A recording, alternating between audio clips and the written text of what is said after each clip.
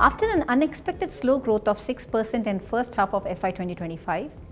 all eyes are on the upcoming union budget as the government uses this as a signal and charts out a path for India to deal with global uncertainties and disrupted global supply chain in the coming years.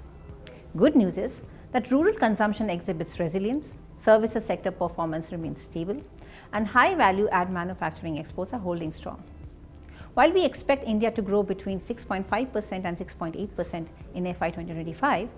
a lot will be contingent on the sustenance of investment and consumption growth, both of which will likely be the focus of the upcoming budget. Strengthening the domestic demand will be key, and there will be emphasis on a range of measures such as improving credit access to MSMEs and farmers, investing in technology innovations and solutions to improve productivity,